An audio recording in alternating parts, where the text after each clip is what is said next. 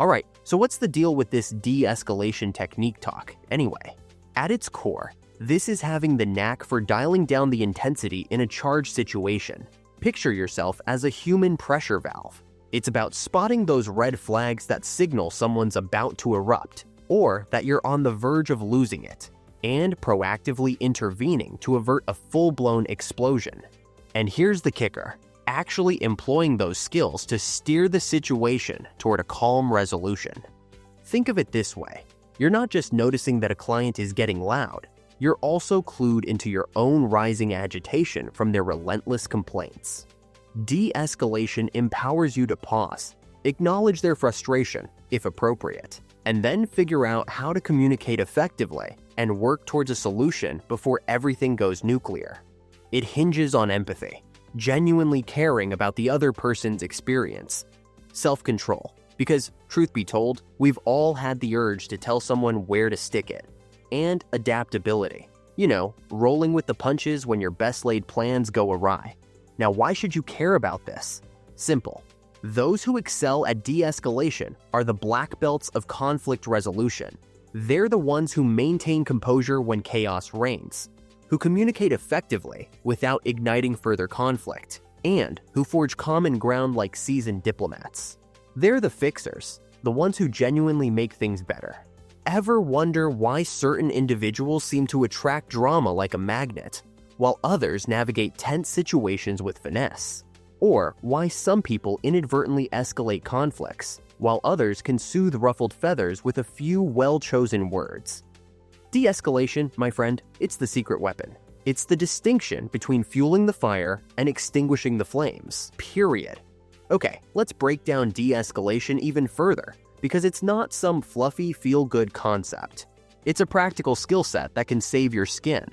First, we've got the internal and external dimensions. Internal is essentially managing your emotional state, like recognizing you're about to blow a gasket and taking a breather before you utter something regrettable, although no doubt brilliant. External? That's all about deciphering the other person's emotional state and adjusting your approach accordingly. Skilled de-escalators grasp that their own feelings are valid, but they also understand how their reactions ripple outwards. They know they lack control over the other person's emotions, but all they can do is govern their own response. Here are the fundamental pillars of de-escalation: assessment, communication, and resolution. Consider it a three-legged stool. A weak approach to any one of these, and your situation? It's gonna topple over. So assessment involves evaluating the situation. What's the other person's emotional temperature? What are the potential triggers? Is there any safety concern? Communication is all about how you interact, your tone, your body language, your word choice. It all carries weight. Resolution? That's the end game. Reaching a solution that addresses the issue at hand and, ideally, leaves everyone feeling heard. Unresolved conflict? That's a ticking time bomb, folks.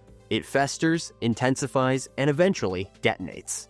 You might be thinking right now, I'm no good at any of these things. Don't sweat it. You can level up your skills. Start by practicing active listening. Give the other person your undivided attention, allow them to vent, and demonstrate that you're genuinely absorbing their message. Empathy is your superpower here. Strive to view things from their perspective, even if you disagree with their viewpoint. Don't get me wrong, they could be totally bonkers, but don't communicate that you think they're crazy. Manage your own emotions. Maintain a calm tone of voice, an open posture, and resist the urge to become defensive. Because defensiveness is like pouring gasoline on a fire. But don't employ a condescending tone, either. You know, the kind that really pisses you off when your boss uses it on you. Oh yeah, and don't forget to identify and be on high alert for your own triggers. What sets you off? Self-awareness is half the battle won. Concentrate on the issue, not the individual. Avoid personal jabs, name-calling, or dredging up past grievances. The big thing while you're making the person feel heard is that you're giving them time to cool down and reconsider the situation they're putting themselves and everyone else in. And lastly, pursue solutions, brainstorm options, identify common ground, and be willing to compromise. De-escalation is the ultimate problem-solving tool.